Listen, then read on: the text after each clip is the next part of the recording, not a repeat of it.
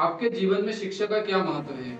आज के जो युवा है जो जल्दी हार मान लेते, आप एक महिला हैं, घर, परिवार और नौकरी का संतुलन कैसे बनाते हैं? कि विद्या राजसु पूज्यते नहीं धनम। आपका शैक्षणिक अनुभव अब तक कैसा रहा? देखो, बैलेंस तो हमको बनाना प्रकृति ने सिखाया है, क्योंकि उन्होंने हमको स्त्री बनाया है। आपकी नज़र में नारी की सबसे बड़ी शक्ति क्या है आज की तारीख में? तो बाकी शिक्षकों से कुछ अपनी अलग पहचान बनाती हूँ। वैसे तो नारी तो शक्ति का भंडार ही है, माँ दुर्गा का अवतार ही है, ऐसा मान सकते हैं। के पूरे परिवार का इस सफ़र में क्या सहयोग रहा?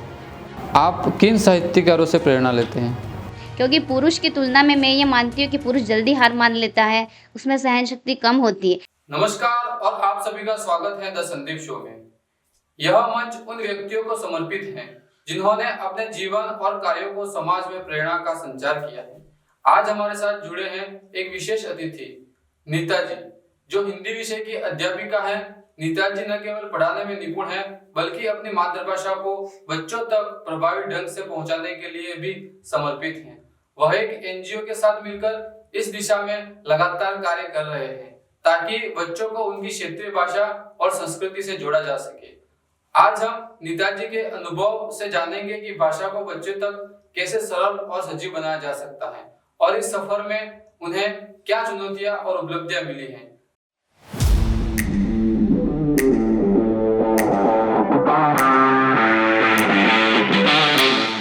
मैडम, आपका द संदीप शो में दिल की गहराइयों से हार्दिक स्वागत है। आप एक गृहिणी हैं, एक अध्यापिका हैं और उसके साथ में आप भाषा शिक्षिका के रूप में कार्य कर रहे हैं। यह यात्रा आपकी कैसे शुरू हुई? नमस्ते संदीप जी। भाषा शिक्षक और शिक्षिका का जो ये सफ़र है और एक अध्यापिका बनने का जो सपना है, वो मेरे बचपन से ही मेरे अंदर आया है। और मेरा जो आज शिक्षक के रूप में जो ये व्यक्तित्व है, मैं उसकी देन मेरे पापा को मानती हूँ। क्योंकि बचपन से ही मैंने पापा को हमेशा एक अच्छी पुस्तकों को पढ़ते हुए देखा है। उनका ये शेड्यूल होता था कि रोज़ रात को खाना खाने के बाद एक अच्छी-अच्छी पुस्तकें पढ़ना। और हमारे घर में मासिक पत्रिकाएँ और अच्छी-अच्छी पुस्तकें आती थी, तो पापा उनको रोज़ पढ़ते थे और मैंने ये चीज़ें रोज़ देखी। धीरे-धीरे मुझे भी पुस्तकें पढ़ने का एक शौक़ लगा और इच्छा हुई कि मैं भी एक अच्छी शिक्षक बन पाऊँ। स्कूलिंग की मैंने, उसके बाद स्नातक किया और स्नातक के बाद मेरी शादी हो गई। और शादी के बाद सर मैंने नर्सिंग के लिए अप्लाई करा। परसेंटेज मेरा 10th का बहुत ही अच्छा था, तो मैंने नर्सिंग के लिए अप्लाई करा और उसमें पूरे ज़िले में मेरी दूसरी रैंक आई। मैंने उसको जॉइन करा, लेकिन यूँ लग रहा था कि जीवन में कहीं न कहीं कुछ छूट रहा है, कुछ अधूरापन है। तो वो अधूरापन मुझे कहीं न कहीं लग रहा था कि यार कुछ तो छूट रहा है, ये मेरे लिए नहीं बना है नर्सिंग। फिर 3 महीने मैंने नर्सिंग करी और उसके बाद मेरे बीएड का रिज़ल्ट आ गया सर। और बीएड का रिज़ल्ट आते ही मैंने एक मन में एक मानसिकता बना दी कि अब मैं ये नहीं करूँगी, मुझे दूसरा ऑप्शन जो मैं चाहती थी, वो मुझे मिल गया है। तो उसके बाद मैंने घर वालों से बोला कि मेरा नर्सिंग में हो गया है। घर वालों ने भी बोला कि तेरी जो इच्छा है वो तू कर। ससुराल के पक्ष में मुझे सब पूरी तरीके से सपोर्ट मिला। तो फिर मैंने बीएड के लिए अप्लाई करा, बीएड मैंने करी, पूरी प्रशिक्षण मैंने लिया और फिर धीरे-धीरे घर की ज़िम्मेदारियाँ, परिवार की ज़िम्मेदारियाँ वो भी आने लगी। और जैसे ही मैंने बीएड करी, तो गवर्नमेंट की एक योजना के तहत मैंने एक स्कीम में कॉन्ट्रैक्ट बेस पे पढ़ाना चालू किया था। और वो जो मैंने पढ़ाया था, वो साहित्य पढ़ाया था, हिंदी साहित्य पढ़ाया था। तो मैंने बड़े बच्चों को पढ़ाया था और उन बड़े बच्चों को साहित्य पढ़ाते-पढ़ाते मुझे भी साहित्य में थोड़ी अच्छी रुचि जागने लगी कि नहीं, मुझे अच्छा सब्जेक्ट है, मेरे लिए इंटरेस्टिंग है मेरा। लेकिन जो 100% मुझे तैयारी राजकीय सेवा में जाने के लिए देनी थी, वो मैं नहीं दे पा रही थी, क्योंकि बच्चे, घर की ज़िम्मेदारियाँ और स्कूल मुझे जाना होता था पढ़ाने के लिए। फिर इसी बीच गवर्नमेंट का जो कॉन्ट्रैक्ट बेस था वो ख़त्म हो गया। तो फिर मुझे सोचा कि नहीं, अब तो कुछ करना पड़ेगा। फिर मैंने अपना 100% देना चालू किया, तैयारी करी, कोचिंग जॉइन करी और बहुत मेहनत के बाद 2007 में मैंने बीएड करी और 2018 में मुझे राजकीय सेवा में आने का सौभाग्य प्राप्त हुआ। और उस राजकीय सेवा में जैसे ही आते ही मैं अपने आप को ये लकी ये मानती हूँ कि मेरे स्कूल में एक एनजीओ है, एलएलएफ, जो उसको बोलते हैं लर्निंग एंड लैंग्वेज फाउंडेशन। तो वो मेरे स्कूल में काम कर रहा था। तो वहाँ मेरे लिए एक चैलेंज ये था कि मुझे वहाँ बहुत छोटे बच्चों को पढ़ाना पड़ता था, प्राइमरी के बच्चे को। एरिया भी बहुत रूरल था, वहाँ बच्चे मतलब ना हिंदी पढ़ते थे, ना हिंदी बोल पाते थे, ना हिंदी समझ पाते थे। तो ये मेरे लिए एक चैलेंज था, तो उस चैलेंज में मुझे इस एनजीओ ने बहुत हेल्प करी। भाषा शिक्षक के रूप में मुझे वहाँ काम करना था, तो इस एनजीओ की हेल्प के कारण मैं ये सारी चीज़ें कर पाई स्कूल में। और उसके अलावा मेरे फैमिली का जो सपोर्ट था, उस सपोर्ट से मुझे राजकीय सेवा में आने का एक मौका मिला और मेरा जो एक शिक्षक बनने का जो सपना था, वो सपना शायद पूरा हो पाया। आज के युवा एक या दो बार एग्जाम देने पर निराश हो जाते हैं। बिल्कुल सर। तो हम मैडम से ये सीखते हैं कि उन्होंने 2007 में बीएड की और 2018 तक उन्होंने संघर्ष किया। ये बहुत बड़ी बात होती है कि इतनी देर तक संघर्ष करना। आपके जीवन में शिक्षा का क्या महत्व है और किस बात ने आपको अध्यापन के लिए प्रेरित किया? संघर्ष के लिए तो सर मैं ये बोलना चाहूँगी कि संघर्ष हर किसी के जीवन में अपना-अपना होता है। मैंने भी एक लेवल तक आकर हार मान ली थी कि नहीं, मुझसे ये नहीं होगा। और ये जो नए बच्चे हैं जिनके पास कोई ज़िम्मेदारी नहीं है, सिर्फ़ पढ़ना ही काम है उनका, वो मुझे नहीं मानेंगे, मैं उनके साथ कम्पीट नहीं कर सकती, प्रतिस्पर्धा में मैं पीछे रह जाऊँगी।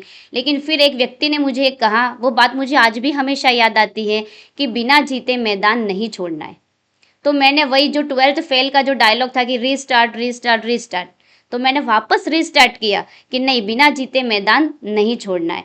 तो इस संघर्ष में ये मोटो है कि रीस्टार्ट, बिना जीते मैदान नहीं छोड़ना है। इसको मैंने अपने जीवन में आत्मसात कर लिया और फिर मैंने ये आज के जो युवा है जो जल्दी हार मान लेते, उनके लिए भी मैं यही बोलती हूँ कि बिना जीते कभी भी मैदान हमको छोड़ना नहीं है। और शिक्षा का ये महत्व देख मेरे जीवन में मैं ये मानती हूँ कि शिक्षा जो है वो प्राचीन समय से ही मानी गई है। विद्या को पहले से ही पूजा गया है। संस्कृत की एक लाइन में आपको बताना चाहूँगी कि विद्या राजसु पूज्यते नहीं धनम। धन की पूजा नहीं होती है, विद्या की ही पूजा होती है। राजा के दरबार में भी बड़े बड़े विद्वान हुआ करते थे, उन्होंने धन को कभी अधिक मान्यता नहीं दी है। तो आज के युग में भी अगर व्यक्ति के पास विद्या है तो उसको कोई नहीं हरा सकता है। मैडम, आप एक महिला हैं, घर परिवार और नौकरी का संतुलन कैसे बनाते हैं? देखो, बैलेंस तो हमको बनाना प्रकृति ने सिखाया है, क्योंकि उन्होंने हमको स्त्री बनाया है। तो हम लोग पहले से ही, शुरू से ही, बचपन से ही ये मान लीजिए कि बैलेंस बनाना हम लोग सीख लेते हैं।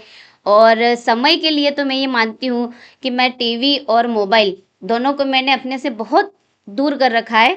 मतलब बहुत आवश्यक होने पर ही मैं उनका इस्तेमाल करती हूँ, जिससे मैं अपनी फैमिली को, अपने बच्चों को और अपने स्कूल में भी बच्चों को अच्छे से समय दे पाती हूँ। आपका शैक्षणिक अनुभव अब तक कैसा रहा? कोई विशेष बात जो आप हमारे श्रोताओं और हमारे साथ साझा करना चाहो? शैक्षिक अनुभवों में मैं ये मानती हूँ, अगर मैंने जॉब ज्वाइन किया उसके बाद ये मानती हूँ कि हमें कुछ न कुछ, भले जॉब आपका मिल जाए, लेकिन उस जॉब में भी आपको कुछ न कुछ एक्स्ट्रा अपना करना चाहिए। जैसे कि अब मैं भाषा शिक्षक हूँ और बहुत सारे और भी राजस्थान में ऐसे शिक्षक हैं जो भाषा शिक्षक हैं, लेकिन फिर भी भाषा के क्षेत्र में मैं अपने बच्चों और स्कूल में इतना अच्छा काम कर रही हूँ कि बहुत सारे लोग मतलब मुझसे बात करना चाहते हैं भाषा के बारे में, मेरे से किस तरीके से मैं बच्चों से डील करती हूँ, ये सारी चीज़ें मुझसे फ़ोन पर भी पूछते हैं। तो बाकी शिक्षकों से कुछ अपनी अलग पहचान बनाती हूँ। तो मैं ये कहती हूँ कि आप भले किसी फील्ड में काम कर रहे हो, लेकिन उस फील्ड में आपकी एक अलग पहचान होनी चाहिए। आपके विद्यालय में आपने भाषा शिक्षिका के रूप में कार्य किया, उसके बाद से अब तक बच्चों के व्यवहार में और भाषा के क्षेत्र में बच्चों में क्या बदलाव आया? बिल्कुल सर, ये एक बड़ी चीज़ है। जब मैंने 18 में ज्वाइन किया था तो मेरे मन में इतनी इच्छाएं थी कि मैं स्कूल में ये कर दूंगी, बच्चों को ये सिखा दूंगी, वो सिखा दूंगी। लेकिन जब वहाँ ग्राउंड लेवल पे हम लोग गए तो हमने देखा कि तीसरी, चौथी, पाँचवीं के बच्चों को वर्णमाला नहीं आती थी, पाठ पढ़ना नहीं आता था। तो जैसे एक बार तो होपलेस हो गए थे कि अब कैसे करना, क्या करना, कैसे सिखाया जाए इनको। तो ये जो चीज़ें हैं, भाषा शिक्षक का एक बहुत बड़ी चुनौती होती है ये। तो फिर मुझे ये चीज़ समझ में आई कि हाँ, इन बच्चों को धीरे धीरे कैसे करना है। तो पहले बच्चे बिल्कुल बोलते नहीं थे, यदि आपने कुछ प्रश्न कर दिया, खड़ा कर दिया उनको, तो वो जवाब नहीं दे पाते थे। और जब मतलब 18 से लेकर के आज 2025 तक जितने कार्यकाल में उनका समय जिन बच्चों के साथ कार्य हुआ है, वो बच्चे आज आपको मैं बता दूं कि हिंदी पढ़ लेते हैं, हिंदी बोल लेते हैं। और यदि कोई बाहर से भी अनजान व्यक्ति आ जाए, कोई अधिकारी हमारा आ जाए, तो वो कुछ किसी भी प्रश्न का जवाब आराम से दे पाते हैं, बेझिझक आत्मविश्वास के साथ। तो ये बहुत बड़ी उपलब्धि है। आपकी नज़र में नारी की सबसे बड़ी शक्ति क्या है आज की तारीख में? वैसे तो नारी तो शक्ति का भंडार ही है, माँ दुर्गा का अवतार ही है, ऐसा मान सकते हैं। लेकिन फिर भी मैं ये मानती हूँ कि यदि स्त्री में एक ऐसी चीज़ है कि वो उसकी खुद की इच्छा शक्ति है, अगर वो इच्छा शक्ति ऐसी चीज़ है जो हर स्त्री में है, अगर वो उसने ये ठान लिया कि मुझे ये करना है, तो वो निश्चित रूप से करके रहती है। क्योंकि पुरुष की तुलना में मैं ये मानती हूँ कि पुरुष जल्दी हार मान लेता है, उसमें सहन शक्ति कम होती है। लेकिन महिला सहन करती है और हार भी नहीं मानती है, और अगर उसने कुछ ठान लिया है तो वो उसको हासिल करके रहेगी। आपके पूरे परिवार का इस सफ़र में क्या सहयोग रहा? कोई संकोच या कोई चुनौतियाँ रही हो? बिल्कुल सर, जब मैं नर्सिंग कर रही थी तो मुझे सामने से वहाँ 500 रुपये हर महीने का मिलता था। लेकिन जब मेरा बीएड में हुआ तो सबसे पहले मेरे सामने ये था कि 20,000 रुपये मुझे फीस जमा करवानी है। अब मुझे ये संकोच होने लगा कि मेरे पे, एक बहू पे 20,000 रुपया कौन लगाएगा उस समय 2007 में, और 20,000 तो ओनली मेरी फीस थी। उसके बाद मुझे वहाँ जहाँ कॉलेज मिलेगी वहाँ मुझे रहना, उसका वहाँ का खर्चा, डेली का खर्चा, तो मतलब 50-60 हज़ार का मेरा खर्चा बैठ रहा था एस्टिमेट। तो मैंने बहुत हिचकिचाते हुए घर में बताया कि मेरा बीएड में हो गया है, लेकिन मैं करना भी चाहती हूँ, पर पैसे की व्यवस्था कैसे हो पाएगी, इतने सारे पैसे चाहिए। तो एक ही बार में मेरे ससुर जी ने मुझे कहा कि तू तो फोकस कर, तेरे उद्देश्य पे फोकस कर, पैसे की टेंशन हम लेते हैं। तो उन्होंने एक बार बोलते ही उन्होंने सारी व्यवस्था कर दी। आप जिस क्षेत्र से आते हैं, डूंगरपुर ज़िले से, वहाँ पे बोली जाने वाली भाषा वागड़ी, आप उस पर कार्य कर रही हैं। उसको बचाने और आगे बढ़ने का सोच कहाँ से आई आप? एक्चुअली शिक्षक के रूप में मेरा ये मानना था कि बच्चों को हमेशा हिंदी या अंग्रेज़ी मीडियम स्कूल में रखना चाहिए और उन्हीं माध्यम में पढ़ाना चाहिए। लेकिन जब मैंने भाषा शिक्षक में ट्रेनिंग्स ली, तो मुझे इस ट्रेनिंग से पता चला कि वास्तव में बच्चों का जो विकास होता है वो उसकी मातृभाषा से ही होता है, और हमारी मातृभाषा वागड़ी है। और जो मातृभाषा में बच्चा सीख पाता है वो दूसरी भाषाओं में उतना जल्दी नहीं सीख पाता है। तो जिसके कारण क्या होता है कि हमारा बच्चा जो है वो, उसका आत्मविश्वास धीरे धीरे कम होने लगता है और वो दूसरे बच्चों की तुलना में पिछड़ जाता है। तो मुझे ये समझ में आया, और मैंने बहुत सारे जो बाल मनोवैज्ञानिक हैं उनके बारे में भी मैंने पढ़ा, उनकी शोध मैंने पढ़ी। और अभी आज नई जो शिक्षा नीति है उसमें भी सरकार ये प्रयास कर रही है कि बच्चों को उनकी मातृभाषा में शिक्षण करवाया जाए। ये जो शोध है वो नेशनल लेवल पे, इंटरनेशनल लेवल पर भी चल रही है। क्या आपने अब तक वागड़ी भाषा में कोई लेख या कविता लिखी है? सर, मैंने अभी तक वागड़ी में कोई लेख लिखे तो नहीं है, कविता भी नहीं लिखी है, पर मेरी एक इच्छा ज़रूर है कि मैं बच्चों के लिए, जो प्राइमरी स्कूल के बच्चे हैं उनके लिए कुछ वागड़ी में कविताएं लिखूं। और एक दूसरी जो चीज़ है कि मैं उनके लिए कुछ ऐसी कहावतों का कलेक्शन करना चाहती हूँ जो वागड़ी में है। क्योंकि आजकल के बच्चे हिंदी भाषा पढ़ते हैं, हिंदी के मुहावरे भी समझते हैं, लेकिन हमारी जो लोकल लैंग्वेज है उसकी कहावतों को वो समझ नहीं पाते हैं। जैसे कि मैं आपको ये बता दूं कि हिंदी में उनको बता दें कि नाच न जाने आंगन टेढ़ा, वो मतलब उसका समझ पाएंगे। लेकिन यदि वही कहावत मैं वागड़ी में कहूँ कि नाच नारी ने आंगणों वागो, तो उनको वो समझ में नहीं आएगी। तो बच्चों को मदर लैंग्वेज से जोड़ने के लिए ये बहुत अच्छा प्रयास है। क्या आपको लगता है कि सरकार को लोक भाषा पर कार्य करना चाहिए? सरकार तो अभी तक शुरुआत नहीं कर पाई है, लेकिन विभाग ने ये कार्य ज़रूर चालू कर दिया है। तो सरकार को इसमें, विभाग को मदद भी करनी चाहिए, क्योंकि इस लोकल लैंग्वेज से बच्चे अच्छी तरीके से, जो ग्रामीण इलाके के बच्चे हैं जो पिछड़ रहे हैं, जो शिक्षा के क्षेत्र में अपने आप को कम मान रहे हैं, उनको एक बहुत अच्छा अवसर मिलेगा। तो सरकार को इस पर बहुत ध्यान देना चाहिए। लेकिन मैं ये बता रही हूँ कि शिक्षा नीति में इसका उल्लेख ज़रूर हुआ है मातृभाषा के लिए। क्या आपके क्षेत्र में महिलाओं में इस तरह की भाषा और सांस्कृतिक गतिविधियों में उत्साह है? फिलहाल तो सर धीरे धीरे ये हो पाएगा, जैसे कि धीरे धीरे रे मना, धीरे सब कुछ होए, माली सींचे सो गड़ा, ऋतु आए फल होए। तो ये जो प्रयास है वो शुरुआत में सबको अजीब लग रहा है कि बागड़ी में बच्चों को पढ़ाना, मातृभाषा में बच्चों को पढ़ाना। लेकिन आने वाले कुछ सालों में मुझे ऐसा लगता है कि निश्चित रूप से प्राइमरी की कक्षा को मातृभाषा में ही पढ़ाया जाएगा। वो उनको धीरे धीरे समझ में आएगा, क्योंकि हमारी जो लैंग्वेज है, बोलचाल की जो भाषा है, वो बिल्कुल इंग्लिश नहीं है। और हमारे जो बच्चे हैं वो अंग्रेजी माध्यम में पढ़ रहे हैं, तो वहाँ बच्चों की समझ विकसित नहीं हो रही है। बच्चा सिर्फ रट करके ही आगे बढ़ रहा है।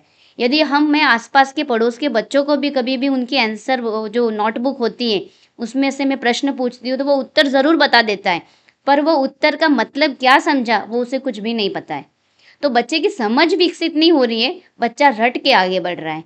तो इससे ये समझ में ये लोगों को धीरे धीरे आने लग रहा है। और बहुत सारे बच्चे आप लोगों ने देखे होंगे जो हिंदी मीडियम से हैं, नीट क्लियर कर रहे हैं, जो हिंदी मीडियम से है यूपीएससी क्लियर कर रहे हैं। और अभी बिफोर लास्ट ईयर 50 बच्चों ने यूपीएससी क्लियर किया जो हिंदी मीडियम के हैं। तो ये बहुत अच्छा प्रयास है। आप अध्यापिका हैं और साथ में एक जिसको हम समाज सेवा कह सकते हैं उसके रूप में आप भाषा शिक्षिका के रूप में कार्य कर रहे हैं। क्या आप ऐसे कार्य करने के लिए क्या अपने आसपास की महिला या अपने कलीग्स से ऐसी इन बातों के लिए प्रेरित करते हैं? जहाँ भी मुझे मौका मिले सर, जैसे हम लोग ट्रेनिंग्स में जाते हैं या कहीं और इकट्ठे होते हैं, तो मैं निश्चित रूप से भाषा को लेकर उन पे हमेशा ये डिस्कस या चर्चा करती रहती हूँ कि नहीं, हमें अपने बच्चों की भाषा को लेकर बहुत सजग होना ज़रूरी है। आपने कभी भी देखा होगा कि गुजराती सबसे आगे होते हैं। क्यों? क्योंकि उसका एक ही कारण है कि वो उनकी जो मदर लैंग्वेज है और उनकी स्कूल की लैंग्वेज सेम है।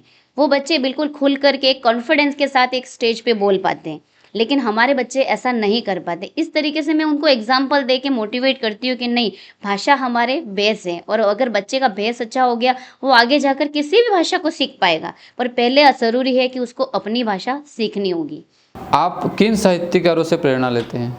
वैसे हिंदी में बहुत सारे साहित्यकार हैं सर, लेकिन मैं प्रेमचंद को पढ़ना बहुत पसंद करती हूँ। क्योंकि जब प्रेमचंद को मैं पढ़ती हूँ तो मुझे ऐसा लगता है कि जो हमारा प्रेमचंद के समय का जो हमारा ग्रामीण, शहरी और उसके बाद जो हमारी सभ्यता, संस्कृति, सारी चीज़ें हमें समझ में आती हैं। जब उनको पढ़ो तो ऐसा लगता है कि हम एक फ़िल्म देख रहे हैं, हमारे सामने एक चित्रांकन छा जाता है। इतनी अच्छी भाषा और सरल भाषा में और उन्होंने अच्छा व्यक्त किया है। आप बच्चों को किस तरह से वागड़ी भाषा सिखा रहे हैं? क्या इसके लिए कोई विशेष वर्कशॉप या ऐसा कुछ है? बिल्कुल सर, उसके लिए जो एनजीओ हमारे स्कूल में काम कर रहा है उसका एक बहुत प्लानिंग है। उसमें एक 90 मिनट की क्लास होती है और उस क्लास की जो शुरुआत होती है वो बिल्कुल वागड़ी से होती है। उसमें वागड़ी की कविताएं होती है, वागड़ी की कहानियाँ होती हैं और वागड़ी विषयों, मतलब कोई भी टॉपिक है तो उस पर वागड़ी पे चर्चा होगी। जैसे मेला है, त्योहार है, कृषि है, पशुपालन है, तो ऐसे टॉपिक लेकर के हम उस पर वागड़ी पे चर्चा करते हैं। जब बच्चा अच्छी तरीके से खुल जाता है, उसके अंदर एक कॉन्फिडेंस डेवलप हो जाता है, फिर धीरे धीरे उनको हम हिंदी की तरफ आगे बढ़ाते हैं। पहली और दूसरे में उन पे वागड़ी पे काम होता है और तीसरी और चौथी तक आते आते बच्चा खुद ब खुद बिना किसी मेहनत के, बिना किसी प्रयास के, ऐसे खेल ही खेल में ऐसे वागड़ी से हिंदी में आ जाता है। आप महिलाओं में शिक्षा और जागरूकता के लिए क्या प्रयास कर रहे हैं? महिलाओं के लिए जब भी मैं अपने आसपास के क्षेत्र में ऐसा देखती हूँ कि ये महिला कुछ अच्छा प्रयास कर रही है या इसके ये योग्य है और उसने अपने रास्ते से भटक रही है या छोड़ दिया है उसने अपना उद्देश्य, तो उससे मैं स्पेशली मिलती हूँ। मैं उनसे फ़ोन कांटेक्ट भी करती हूँ और उनको हमेशा एग्ज़ाम के पहले दिन मैं उनके घर पे भी मिलने जाती हूँ और उनको पर्सनली ऐसा मोटिवेट करती हूँ कि नहीं, आत्मविश्वास के साथ एग्ज़ाम देना है और ऐसा नहीं है कि सफल होना ज़रूरी है, असफल होकर के भी आप बहुत सारे अच्छे काम कर सकते हो। मेरे सामने मैं आपको एक उदाहरण बताती हूँ। मेरे एक स्टाफ साथी थे जिन्होंने यूपीएससी की बहुत तैयारी करी थी और उस तैयारी में एक लेवल तक उन्होंने तैयारी करी, फिर भी उनका सिलेक्शन नहीं हुआ, लेकिन आज वो उपन्यास लिख रहे हैं। तो कहीं ना कहीं अच्छी तैयारी करके ही अपन कुछ ना कुछ हासिल कर सकते हैं। भले वही सफलता हासिल ना करे, लेकिन अपन दूसरे क्षेत्र में भी आगे बढ़ पाएंगे। तो इस तरीके से मैं महिलाओं को बहुत मोटिवेट करती हूँ कि हमें कुछ ना कुछ तो करना है। आप वागड़ी भाषा पर कार्य कर रहे हैं, क्या इसके साथ साथ हिंदी भाषा के लिए आप बच्चों में रुचि जगाने के लिए कुछ प्रयास कर रहे हैं? बिल्कुल सर, जैसे छोटी क्लासें हैं तो उन पे वागड़ी पे काम होता है। जैसे ही वो 1-2 क्लास जंप करता है तो मेरा ये प्रयास रहता है कि अब बच्चा हिंदी में बात करे, हिंदी में बात को समझे। तो उसके लिए सर मैं 25 से 30 कविताएं हैं ऐसी, जो हर कविता 10 लाइनें 15 लाइनों की बड़ी बड़ी कविता है जो हिंदी में है। उनको मैं याद करवाती हूँ, हिंदी की थोड़ी थोड़ी कहानियाँ याद करवाती हूँ, और फिर बच्चे उसको याद करके प्रार्थना सभा में एक सब पूरे मंच के सामने एक कॉन्फिडेंस के साथ वो उसको प्रेजेंट करते हैं। तो बच्चे की भाषा का विकास भी हो रहा है और उसमें एक आत्मविश्वास का भी विकास हो रहा है। आप भविष्य में इस दिशा की और अपन कह सकते हैं कि आपका ड्रीम कि मैं इस फील्ड में इतना बड़ा काम करूंगी, ऐसा कोई उद्देश्य या लक्ष्य आपका?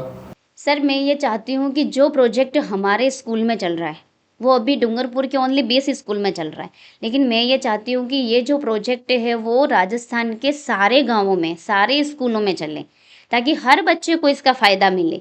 ऐसा नहीं कि खाली डूंगरपुर के 20 स्कूलों को इसका फ़ायदा मिलना चाहिए, बाकी बच्चे भी तो इसका अधिकार रखते हैं। तो मैं सरकार से भी ये इच्छा रखती हूँ कि वो एनजीओ को ये परमिशन दे या सपोर्ट दे कि ये प्रोग्राम सारे स्कूलों में चले। सरकार की तरफ से, विभाग की तरफ से भी हमको ये आदेश मिले। तो इसके लिए मेरा ये सपना है कि हर बच्चा अपनी मदर लैंग्वेज पढ़ करके आगे बढ़े, और ऐसा नहीं कि दूसरी भाषा पढ़ के ही किसी मुकाम को हासिल किया जा सकता है। ऐसे कुछ, जैसे अभी यूपीएससी में 50 निकले, तो हम चाहते हैं कि हमारा बच्चा जो वागड़ी माध्यम में पढ़ा है, फिर धीरे वो हिंदी में जाएगा और वो 50 का आंकड़ा 500 तक का हो जाए, ये मैं चाहती हूँ। आज की युवा पीढ़ी को आप क्या संदेश देना चाहते हैं जो गांव, संस्कृति और भाषा से दूर हो रहे हैं? भाषा जो है वो हमारे प्राण है, ऐसा हम मानते हैं। तो युवा पीढ़ी, आजकल एक दौर चला है इंग्लिश का दौर, तो जो ये इंग्लिश का दौर है उससे मैं ये युवा पीढ़ियों को ये कहना चाहती हूँ कि केवल इंग्लिश पढ़ने से बच्चा आपका आगे नहीं बढ़ पाएगा। तो इसके लिए हमें अपनी भाषा को जुड़े रहना बहुत ज़रूरी है। हमारी जो मातृभाषा है उससे हम जुड़े रहेंगे तो ये सही रहेगा। तो युवाओं को ये होना चाहिए कि हम हमारे बच्चों को खाली एक अंध दौड़ की तरह इंग्लिश मीडियम के पैसा डाल करके, बहुत सारा पैसा अपना बर्बाद करके खाली इंग्लिश मीडियम के स्कूलों में नहीं, ऐसी एजुकेशन बहुत सारे हिंदी मीडियम के स्कूलों में भी मिल सकती है। तो युवा को ये होना चाहिए कि नहीं, हम हमारे बच्चों को हमारी मातृभाषा भी सिखाएं, और हमारा जो माध्यम है, जो हमारी बोलचाल की भाषा है, उसमें हम हमारे बच्चों को दाखिला दिलवाएं। आपके अनुसार एक शिक्षक को समाज के लिए सबसे महत्वपूर्ण क्या करना चाहिए? शिक्षक का जो ये काम है वो है राष्ट्र निर्माण का। वैसे शिक्षा तो आप देख लीजिए, आजकल ऑनलाइन का ज़माना है, मोबाइल में आप कोर्स ले लोगे, आपको पढ़ाई मिल जाएगी। बच्चा भी मोबाइल में पढ़ सकता है, बहुत सारा यूट्यूब अपने लैपटॉप में पढ़ सकता है, लेकिन जो बच्चे का व्यक्तित्व निर्माण होगा वो शिक्षक ही कर पाएगा, और उसका जो नैतिक मूल्य है वो शिक्षक ही विकसित कर पाएगा। क्योंकि आज इंसान के अंदर सारी चीज़ें हैं, लेकिन जो मानवीय संवेदना है, जो नैतिक मूल्य है, वो चीज़ें नहीं हैं। तो शिक्षक इस चीज़ों का निर्माण करता है। तो शिक्षक राष्ट्र का निर्माण करता है, ये कोई गलत बात नहीं है। क्योंकि आपको जानकारी या सूचना तो कहीं से मिल जाएंगी, क्योंकि हमें एग्ज़ाम में यही चीज़ें पूछी जाती है और उसको हम बता देते हैं। लेकिन यदि कहीं पे भी हमारे मानवीय गुणों को प्रदर्शित करने का मौका आता है तो हम पीछे रह जाते हैं। तो शिक्षक का ये कार्य है कि वो एक व्यक्तित्व का निर्माण करे, एक अच्छे इंसान का निर्माण करे। और इसके लिए एक चीज़ मैं ये कहना चाहती हूँ कि हमारा जो सिलेबस है उसमें सारी चीज़ें हैं, हिंदी है, इंग्लिश है, पर्यावरण है, पर एक ऐसा सब्जेक्ट हो जो बच्चों में नैतिक गुणों का विकास करे। जब मैं प्राइवेट स्कूल में पढ़ रही थी तो वहाँ पर एक विषय होता था, उसका नाम था नैतिक शिक्षा। और उस नैतिक शिक्षा में हमारे जो सर थे वो छोटी छोटी कहानियाँ होती थी, और वो जो कहानियों के भाव होते थे ना, वो बहुत गहरे होते थे। तो एक छोटी कहानी को पढ़ाने में वो हमारे सर 1 सप्ताह लेते थे। तो उस कहानी से जुड़े हुए उन लोगों ने हमको रामायण की कहानियाँ सुनाई, महाभारत की कहानियाँ सुनाई, या बहुत बहुत जो वीर हैं, शहीद हैं, उनकी कहानियाँ हमको सुनाई। तो एक ये अच्छे व्यक्तित्व का निर्माण करना है शिक्षक को, तो ऐसे विषय को जोड़ना बहुत ज़रूरी है। नीता जी, आपसे संवाद करके यह स्पष्ट हो गया कि समर्पण, मेहनत और संवेदना से न केवल अपने जीवन को बल्कि समाज को भी संवारा जा सकता है। आपने अध्यापन, परिवार, समाज सेवा और भाषा संरक्षण के क्षेत्र में जो योगदान दिया है वह हम सभी के लिए प्रेरणा स्रोत है। आपने यह दिखाया है कि एक शिक्षक केवल किताबों का ज्ञान ही नहीं देता, बल्कि बच्चों, परिवार और समाज के भविष्य को आकार देता है। आपके विचार, आपके प्रयास और आपकी सकारात्मक ऊर्जा हम सभी को आगे बढ़ाने की प्रेरणा देती है। द संदीप शो की पूरी टीम की ओर से आपको ढेरों सारी शुभकामनाएं, और हम आशा करते हैं कि आपके प्रयासों से वागड़ी भाषा और संस्कृति को नई उड़ान मिलेगी। इस शो में पधारने के लिए आपका दिल की गहराइयों से धन्यवाद। अगर आपको यह पॉडकास्ट अच्छा लगा हो तो आप अपने दोस्तों के साथ शेयर करें, लाइक करें और हमारे चैनल को सब्सक्राइब करें। आप सभी का बने रहने के लिए धन्यवाद।